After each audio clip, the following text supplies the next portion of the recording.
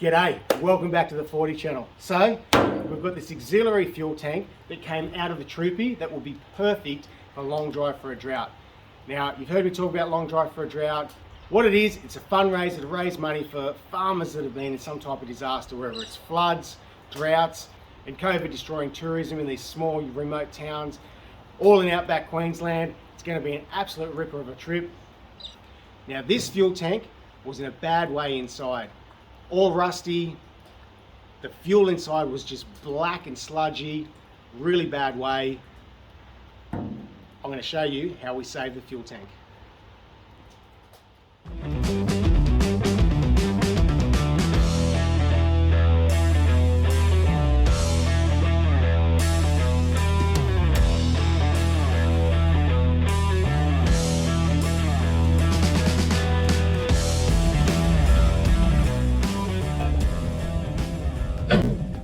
Righto, so initially I thought this was a water tank because the tap's right here, but it actually turns out it's the auxiliary fuel tank and the water tank is the one that's been removed. So cool thing is, big, I don't know what size it is yet, but it's a big auxiliary fuel tank, and we're going to remove it, we'll get it all cleaned up, and hopefully it'll be okay to use, because if we can save it and if we can make it work, that'll be perfect for the long drive for a drought, because overall, we're going to do about 5,000 Ks.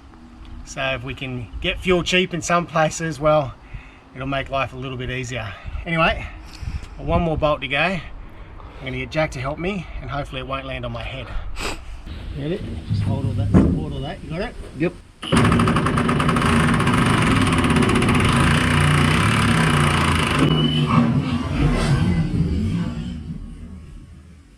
Woo. Crikey. Lucky I pulled my head out of there.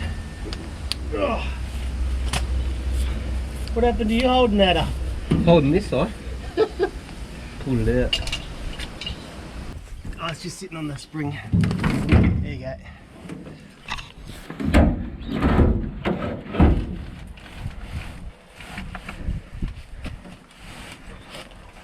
That's a decent sized tank. Right, there's stuff leaking out of the bottom. I don't know if it's fuel or whatever it is, it's black. Fuel or water. Ah, it looks like fuel. Smell like fuel? Yeah. Alright. Right, so someone's gone to a lot of trouble with this tank. They've custom built it so it fits perfectly in the back there where the spare tyre went. They've got to put a genuine fuel gauge receiver, I suppose you call it. So somewhere in the car there must be like a switch, or maybe when you flick between the two tanks, there was a wire connected to this and it tells you how much fuel's in it. So we'll take that out so then we can clean this tank up and see if we can save it.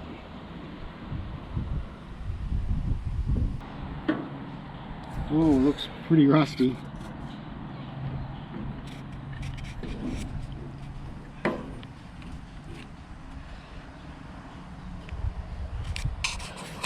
Now I don't know if that'll work.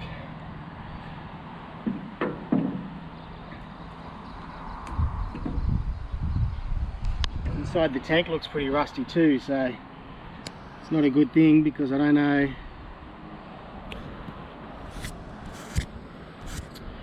Yeah, there's a fair bit of fuel inside it still, and I was hoping that would have preserved the inside of the tank, but it's not lost yet. We'll see how we go.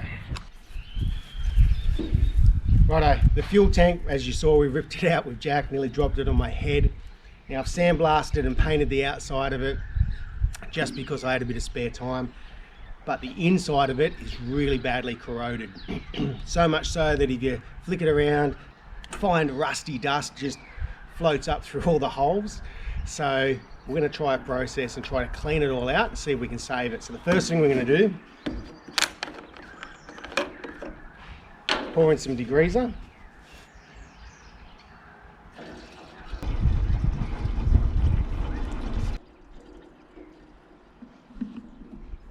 So I'll give a really good soaking on each side. So I'll give this soak for probably a good 5-6 hours. Then I'll roll it on one side, roll it on another. I've covered up one of the bottom holes here with a glove and some tapes that sealed it up. I'll seal these holes up as well when I get to that point of rolling it onto this side. And hopefully that'll just break all the the rust and the dirt, everything else that's up there.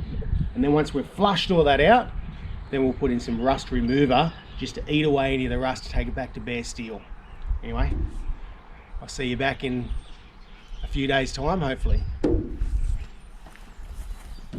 Right, I've been sitting around for, well, exactly 7 days, and I've rotated it every couple days just to really let that Chem Tools degreaser just really get into everything.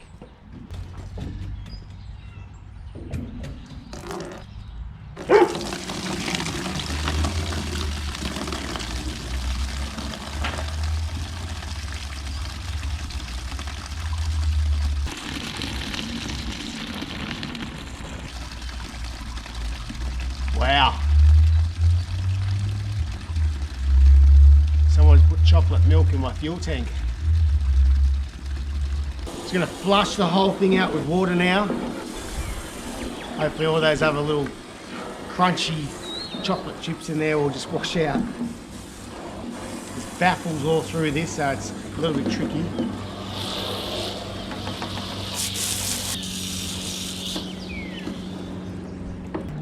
For the first time in a long time, we've got blue sky and sunshine on a winter day. I don't mind those days. Right, let's give this a big wash that out.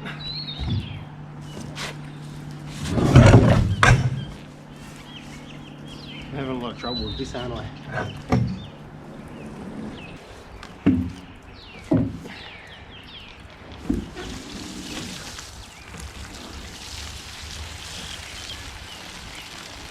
I think it's going to take a few flush outs to clean all that rubbish out.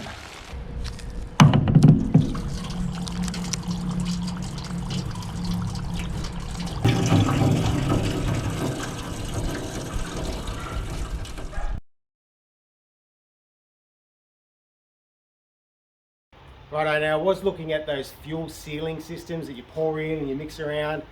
If it doesn't bind to the inside of the tank, there's been reports of it just breaking off, going through the fuel system and actually making the whole system worse, blocking your fuel filters, all your lines, getting into your carby, just makes an absolute mess. Goes really grey apparently. Giving it a quick flush with some of the fuel flush and just some straight fuel. Giving it a really good wash around inside. We'll flush all that out. We might do that a couple times just with normal unleaded fuel. And then hopefully if it comes out clean, then we'll put it back in. We'll run a couple extra fuel filters on it, take some spares with us and we'll change them as we go and hopefully we've nailed it. Anyway, let's have a look. Look how clean that fuel's coming out. So this has taken me a 2-week process of doing this fuel tank.